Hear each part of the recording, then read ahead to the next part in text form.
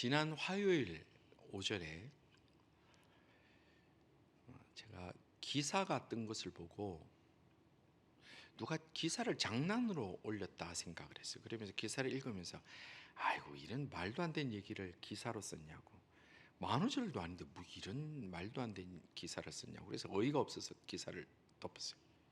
그런데 이어서 계속해서 사진이 올라오고 기사가 올라오는데 계엄군이 국회에 진입한다는 거예요.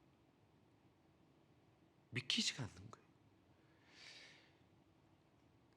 그래서 제가 그 기사와 사진들을 보는데 다리가 떨리고 몸이 막 벌벌 떨리는 거예요. 그래서 제가 그 자리에서 주저앉아가지고 다른 기도도 안 나와요. 하나님, 대한민국 불쌍히 여겨주옵소서. 대한민국 불쌍히 여겨주옵소서. 그렇게 눈물이 나요. 하루 종일 그 기도밖에 안 나는 거예요. 하나님, 대한민국 불쌍히 여겨주옵소서. 불쌍히 여겨주옵소서.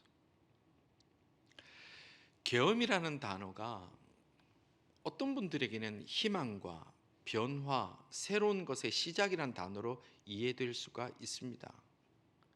그런 경험도 있으니까요. 그러나 향수 냄새가 뭔지 알기 전에 최루탄 냄새를 먼저 배웠던 저 같은 세대, 80년대를 지나왔던 세대들은 계엄이라는 두 단어, 그 단어는 미개한 후진국에서 나오는 금지어 같은 단어였고, 저희 세대는 다 트라우마가 있습니다. 그 단어 자체에 벌벌 떨리는 트라우마가 있습니다.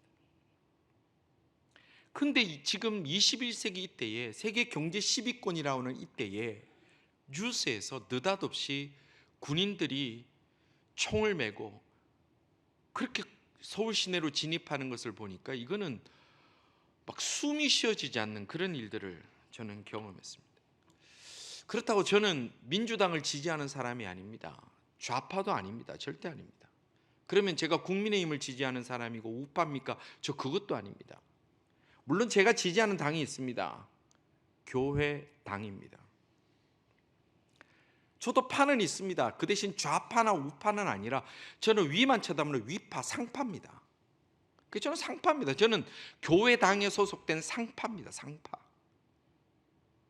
근데 성도 여러분, 우리가 이 문제를 바라볼 때 우리가 좌파냐 우파냐, 뭐 지지하냐 반대하냐, 지금 그런 상황을 넘어서서 이 문제 앞에 우리가 진지하게 같이 한번 고민해 봐야 되는 거 있기 때문에 오늘 이 말씀을 함께 나누려고 합니다. 우리는 그 어떤 파도, 그 어떤 정당의 소속도 아니라 우리는 그리스도인입니다. 그리스도인인 분들 아멘 하시기 바랍니다. 우리는 그리스도인입니다.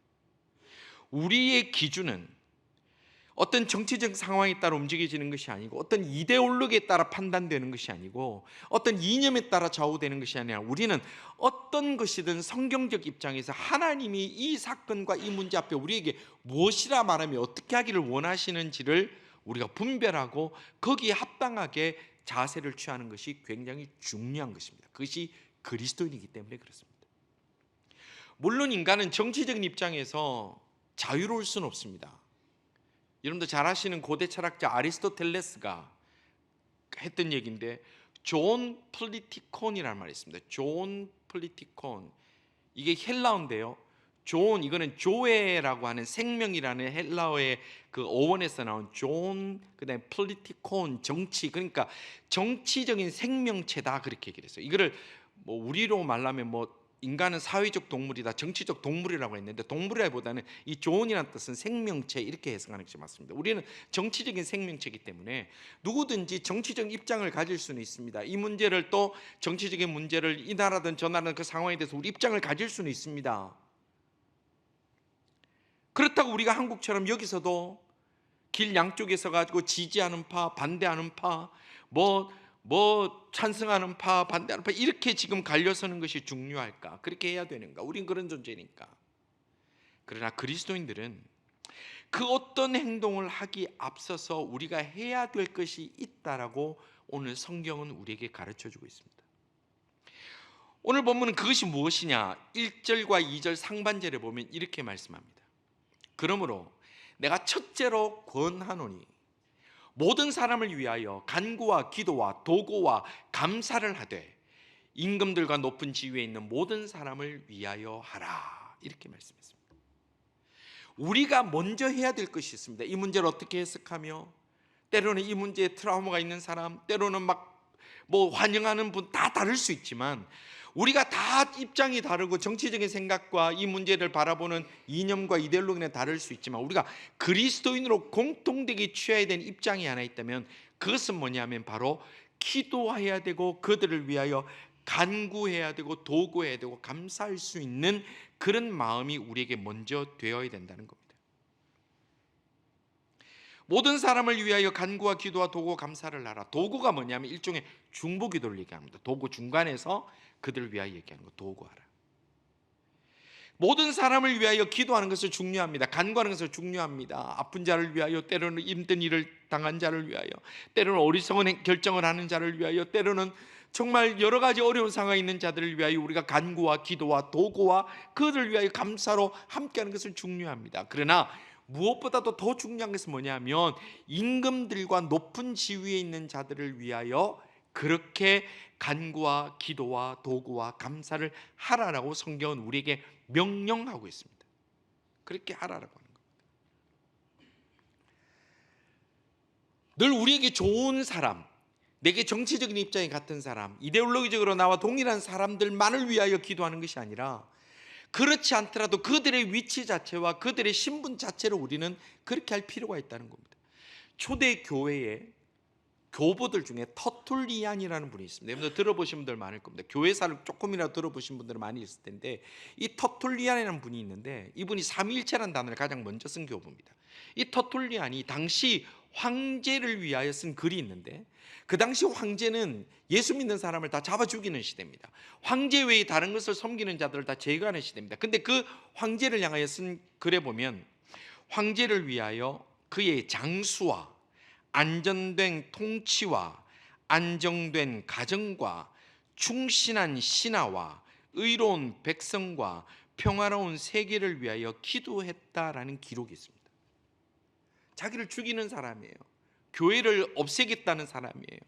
그럼에도 불구하고 이 터툴리안뿐만 아니라 초대 교부들, 그 로마의 핍박을 받던 수많은 교회가 무너져가는 가운데도 그 교회의 지도자들과 수많은 하나님의 사람들은 끊임없이 로마 황제를 위하여 기도하고 그들의 평안과 그들의 지혜와 그들의 명체를 위하여 기도했다라는 기록들이 있습니다.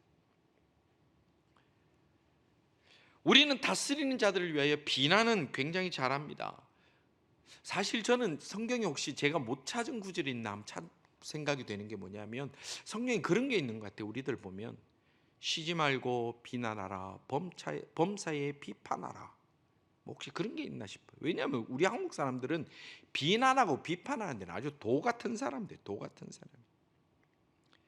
그런데 우리가 비판과 비난은 잘하는데, 저도 그런 사람 중에 하나입니다만은, 우리가 진심으로 그들을 위하여 간구와 기도와 도구와 감사를 해본 적이 있을까? 여러분 한번 생각해 보십시오.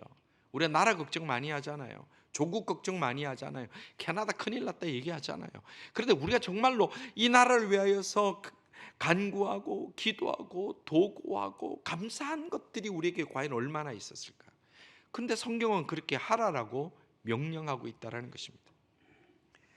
한국인들은 속담에 그런 말이 있죠. 보이지 않는 곳에서는 나라님도 욕한다.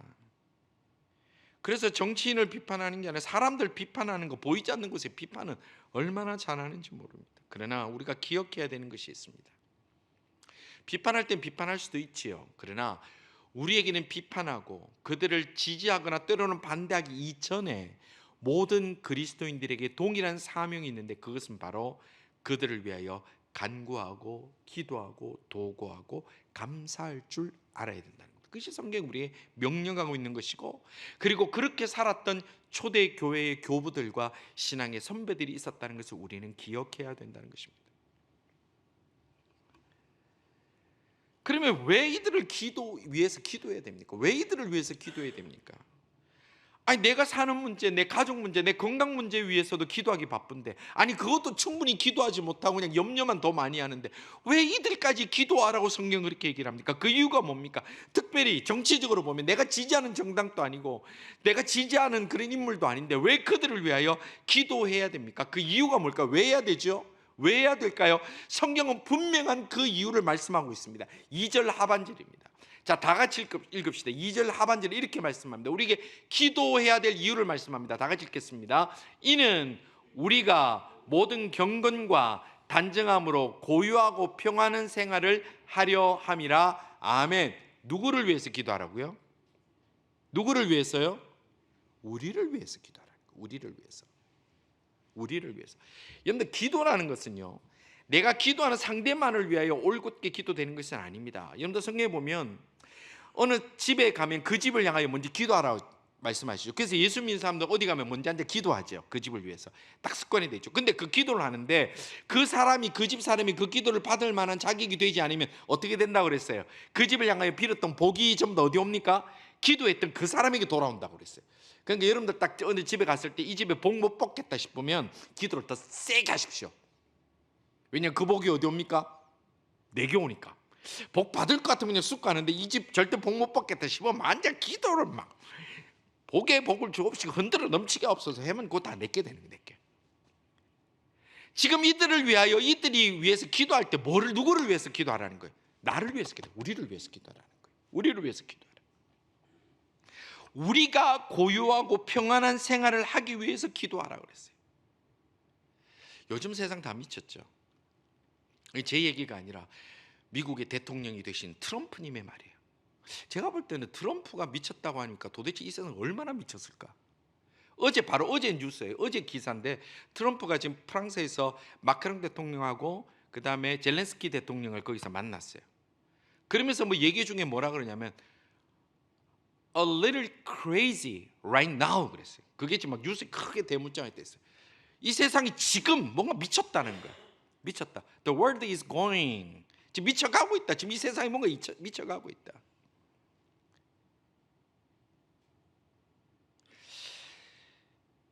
정치적인 문제, 경제적인 문제, 군사적인 문제 때문에 이 세상이 이상해져가고 미쳐가고 정말 이해 안 되는 일들이 가득할지 모르지만 우리 그리스도인으로서 이 문제를 바라볼 때 우리가 이 근본적인 문제에, 근본적인 이유에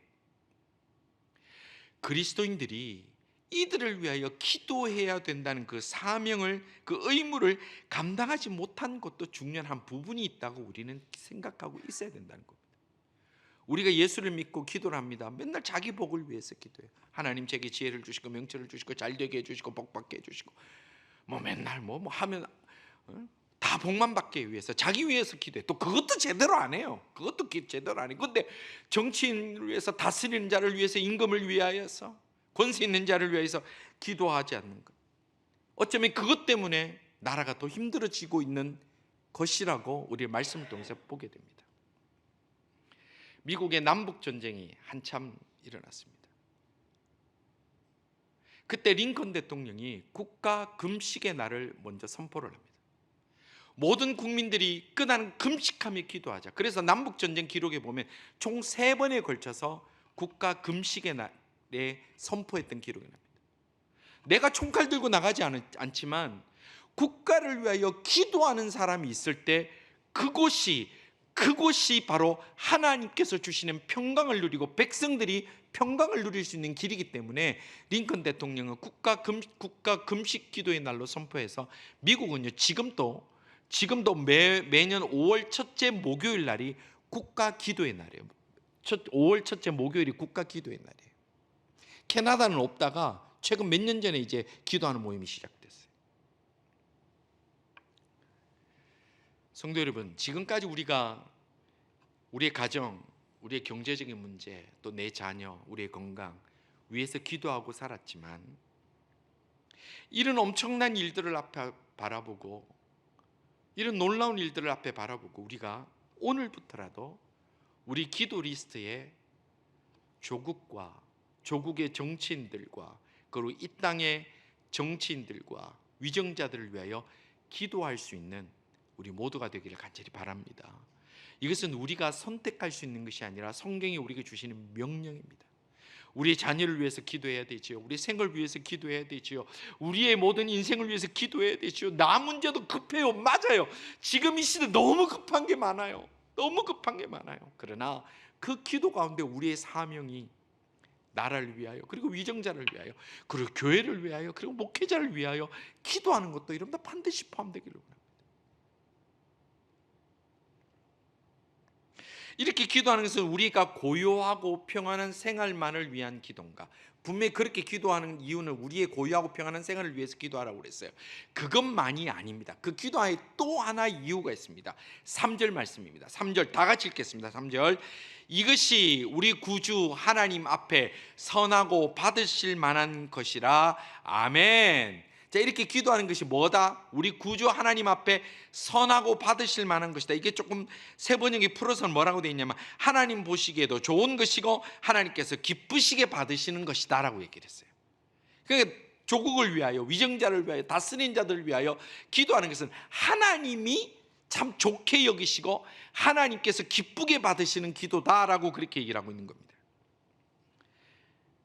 하나님께서는 성도들이 위정자를 위해 기도해서 좋은 나라, 좋은 정부가 세워지는 것을 하나님도 기뻐하신다고 그랬어요. 여러분들, 우리가 신앙생활할 때 가끔 그렇게 생각합니다. 교회와 정부는 분리되어야 된다. 종교 분리다. 그래서 기독교인들은 나라를 위하여 관심 가지면 안 된다. 기독교인들은 나라에 무슨 일을 하든지 그냥 무조건 다 따라야 된다. 거기에 대해서 그냥 뭐라고 얘기하면 안 된다. 나라는 나라가 할 일이 있고 교회는 교회가 할 일이 있다. 일면 어느 부분에 맞는 말이긴 합니다만은, 그러나 우리가 무관심하고 분리해내는 것으로 끝나는 것이 아니라 우리의 사명은 그들을 위하여 기도해야 되는데, 그 기도하는 중요한 이유가 하나님도 기뻐 받으시고 하나님도 좋은 정부, 좋은 정치인들이 일어나는 것을 하나님도 기대하신다라는 거예요. 자, 그러면 이렇게 생각할 수 있어요. 하나님도 굉장히 정치적인 분이시네 라는 생각하지 않습니까? 하나님도 굉장히 정치에 관심이 많으시네. 근데 이렇게 3절에 이것이 우리 구주 하나님 앞에 선하고 받으실 만한 것이라, 하나님 기뻐하시는 것이라 그랬는데, 하나님이 그럼 왜 그것을 기뻐하느냐? 왜 나라와 위정자를 위해 기도하는 것을 기뻐하느냐? 정치에 관심이 있으셔서 그게 아니라 하나님의 마음이 4절에 나옵니다. 4절 이렇게 말씀합니다. 하나님은 모든 사람이 구원을 받으며 진리를 아는 데 이르기를 원하시느니라. 아멘. 왜 나를 위해서 기도해라 그랬죠? 좋은 정부가 들어서고 건강한 정부가 들어서고 사람들이 자유롭고 행복하게 살게 되면 무슨 일이 일어났느냐? 그들이 자유롭게 복음을 전하고 그 전한 복음으로 사람들이 구원을 받고 그 구원받은 대로 마음껏 자유롭게 예배드릴 수 있기 때문에 하나님이 하나님의 백성들에게 정부와 위정자들을 위해 기도하라, 그렇게 말씀하시는 거예요. 하나님이 정권에 관심이 있고 어떤 권력에 관심이 있는 것이 아니라 역시 하나님의 관심은 우리 인간들의 구원이요, 우리의 영혼이요, 복음이기 때문에 그렇습니다. 여러분들 생각해 보십시오. 정부가 좋은 정부가 되지 못하고 정부가 악을 행하고, 여러분들 공산주의 정권, 그런 악한 정권들이 들었으면 제일 먼저 하는 것이 종교를 틀어막습니다. 언론을 틀어막습니다. 그 목사들의 입을 틀어막습니다. 그래야 정권이 자기 마음대로 하기 때문에 그렇습니다. 그래서 우리가 공산주의 정권을 여러분들 정말 심히 진중하게 그들을 경계해야 됩니다. 이유가 뭡니까? 하나님의 복음을 전하지 못하기 때문에. 공산주의 사상의 이론의 기본이 뭡니까? 유물론입니다. 유물론이기 때문에, 유물론은 형이 상학적인 존재만, 가치만 인정하지, 형이 하학적인 가치만 인정하지, 형이 상학적인 가치, 이념적 가치, 종교적 가치, 우리들의 사상적 가치는 철저하게 무시하기 때문에, 그런 사상 자체는 우리가 어떤 경우도 용납할 수 없는 이유가 바로 하나님의 영광, 하나님의 복음을 가리기 때문에 그런 겁니다. 지금 하나님께서 우리의 영혼을 구원하는 것, 복음을 전하기 위해서 교회가 위정자들을 위해 기도하라고 그랬어요. 로마서 10장 13절 14절에 보면 이렇게 말씀합니다. 누구든지 주의 이름을 부르는 자는 구원을 받으리라. 여러분 믿으십니까? 누구든지 주의 이름을 부르는 자는 구원을 받으리라. 아멘. 여러분들, 우리가 주야라고 내 진심을 다하여 하늘을 향하여 내가 뜨겁게 부르기만 하면 더 이상 긴 기도가 없을지라도, 내가 고통 가운데, 눈물 가운데 이럴지 어떻게 할지 모르는 그 상황 가운데도 주여라고 내가 진심으로 주를 부르는 자들에게 하나님이 구원해 주신다는 거예요. 자, 그런데 이것이 왜 중요하냐? 그런즉 그들이 믿지 아니하는 이를 어찌 부르리요? 자, 우리가 아무리 그 부르면 구원받는다는데 믿지를 않는데 그 누가 불러요? 여러분들 지나가는 사람 여기 유대인들 많이 지나가잖아요. 유대인들 보고 있으면 100불짜리 손에 하나 딱 쥐어주고 주야라고 3번만 불러라고 부탁해 보십시오. 그런 사람 있겠어요? 여러분들 예배 드리고 나가는데 누가 옆에 어떤 사람인데 여러분들 100불이 너무 작나요? 죄송합니다. 제 수준에서는 그게 흔들릴 수 있는 기준이어서 큰 돈을 쥐어주면서 여러분들 보고 뭐 알라요 뭐 인샬라 그거 외치라면 예배 끝나고 나와서 부르시겠어요? 안 부르죠. 뭐라냐면 주의 이름을 부른 자는 구원을 받는데 그런즉 믿지도 않고 듣지도 못하고 복음을 받지도 못했으면 부를 상관이 없는 거예요. 듣지도 못한 이를 어찌 받으리요? 전파하는 자가 없이 어찌 들으리요? 그래서 주님은 우리에게 위정자와 정부를 왜 기도하라는 거예요. 자유롭게 전할 수 있는 나라, 자유롭게 복음을 전할 수 있는 나라, 자유롭게 주야라고 이름을 부를 수 있는 나라로 만드는 것이 하나님이 기뻐하시는 거기 때문에 그렇습니다. 제가 공산주의 국가를 얘기를 했는데 공산주의 이론만이 문제가 아닙니다. 지금 이 시대는요, 인권이라는 것이 복음을 틀어막고 있습니다. 인권이라는 이름 때문에, 또 한국에서는 차별금지법이라는 것 때문에 교회에서 목사님들이 성경의 가르침을, 윤리적 가르침을 가르치지 못하게 하고 있습니다. 여기도 그런 게 있는지 모르겠습니다만 미국에서는요, 하도 수를 당하니까 목사님들이 교회 보험 중에 설교 보험이 있답니다. 수를 당하면 그 보험으로 커버한다고. 그게 뭐냐면 성경적 가르침을 얘기를 하면요, 거기에 동의 못하는 사람이 수를 하는 거예요. 수를. 그래서 우리가 일명 선진국이라고 말하는 나라들, 인권을 중요하게 하는 나라도 마찬가지예요. 복음을 전하지 못하게 한다면, 듣지도 못하게, 선포하지도 못하게 한다면, 전파는 하는 자가 없게 만든다면 그것이 하나님께서 미워하시는 정권이요, 그것이 잘못된 정부라는 겁니다. 그렇기 때문에 우리는 조국 대한민국뿐만 아니라 이 땅 캐나다를 위해서도 간구와 기도와 도구와 감사를 해야만 되는 이유가 바로 여기에 있습니다. 성도 여러분, 이번에 대한민국 사태 보면서 어떤 느낌 드셨습니까? 저는 이번에 사태를 보면서 또 한 번 확신한 것은 이 땅에는 그 어디에도 소망이 있는 곳은 없다라는 겁니다. 이 땅에는 그 어디에도 우리에게 안식을 주는 것도 없고, 그 어떤 나라도, 그 어떤 정권도, 그 어떤 권세도 우리에게 평안함을 주고 안식을 주는 것은 없다라는 겁니다. 캐나다는 그러면 줍니까? 캐나다도 마찬가지 아닙니까? 지금 여러분 자금의 현실들을 보지 않습니까? 무능한 정권이 그 정권 유지하려고 온갖 돈을 다 풀면서, 지금 이건 당연히 우리들의 문제예요. 유학생들 얼마나 엄청난 돈과 얼마나 엄청난 시간을 들여서 공부하고 유학하고 여기서 공부하고 졸업을 했는데 비자를 안 줘요. 다 돌아가라는 거예요. 이유가 뭔지였어요? 집값 오른다고. 그러면서 누구를 받습니까? 난민들만 가득 받아가지고 그들에게 어마어마한 돈을 다 풉니다. 왜요? 표가 되니까. 갑자기 지금 최근 들어서 여러분들 길거리에 구걸하는 사람, 노숙자가 얼마나 많이 생겼습니까? 어마어마하게 생겼습니다. 어마어마하게. 국가 재정지 완전 바닥이 났다는 뉴스 보도도 보셨죠? 그럼 캐나다가 소망이 있습니까? 저는 이 문제가 되게 심각해요. 우리 젊은이들 여기서 공부해서 같이 여기서 직장을 구하고 여기서 자리 잡아서 같이 우리 새로운 교회를 꿈을 꿔야 되는데 비자가 안 나와요. 비자가. 지지난주입니까? 발표했잖아요. 그냥 기본적으로 유학생들 다 자기 나라 돌아가라는 걸 기본적으로 지금 발표하고 있는 거예요. 결국 그러면 우리가 뭐 의사당 앞에 가가지고 촛불 들고 우리도 뭐 으쌰으쌰 해야 되나요? 그렇게 하면 정권이 바뀌나요? 그렇게 하면 모든 게 달라지나요? 그러면 뭐가 달라집니까? 소망과 희망이 생깁니까? 결국 우리가 이 땅에서 찾는 희망은 멀리 찾아다녔던 파랑새와 똑같습니다. 결국은 못 찾습니다. 성도 여러분, 꼭 기억하십시오. 이 땅에서 우리는 실패할 수 있습니다. 이 땅은 우리를 소망을 주지 못합니다. 그러나 하나님께 소망을 있음을 여러분들 꼭 기억하시길 바랍니다. 세상은 나를 눈물 짓게 할지라도 하나님 앞에 부르짖는 자는 반드시 하나님께서 건져주십니다. 교회와 예배에 소망이 있고 안식이 있고 구원이 있음을 여러분들 꼭 믿으시기를 주님의 이름으로 축원합니다. 힘들수록 기도하십시오. 답답할수록 예배 드리십시오. 예배에 목숨을 걸면 하나님이 무슨 일이 있어도 여러분들 지켜주십니다.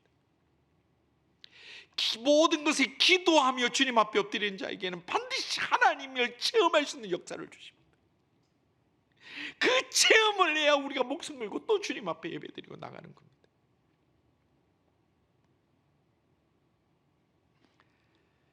우리가 촛불을 들고 서야 되는 것은 광장이 아니라 바로 기도하는 자리입니다. 우리가 가슴에 불을 붙여서 뜨겁게 서야 하는 것은 국회의사당이 앞이 아니라 예배하는 자리가 되어야 됩니다. 모든 한계와 상황 속에서 기도와 예배는 우리의 생명줄이고, 우리의 모든 형편과 상황 속에서 간구와 기도와 도구와 감사함을 통해서 하나님이 기뻐하신 뜻을 이루므로 우리가 모두 넘지 못한다고 말하는 그 장벽 앞에서 훌쩍 뛰어넘어 하나님의 놀라운 역사를 체험할 수 있는, 그 가운데 믿음의 길들을 걸어갈 수 있는 하나님의 사람들 다 되시기를 주님의 이름으로 축원합니다. 기도할 수 있습니다. 기도하면 됩니다. 기도할 수 있는데 염려하고 걱정만 하지 맙시다. 기도합시다. 여러분들 그 제목 가지고 기도하십시다. 냉장고 앞에 붙여놓고 TV 위에도 붙여놓고 여러분들 화장실 앞에도 붙여놓고 보이는 데마다 다 붙여놓고 내 기도하는 제목 가지고 기도하십시다. 하나님이 어떻게 인도하실지 그거 바라보면서 기도하십시다. 기도할 수 있는데 염려만 하지 않는 우리 성도들 다 되기를 주님의 이름으로 축원합니다.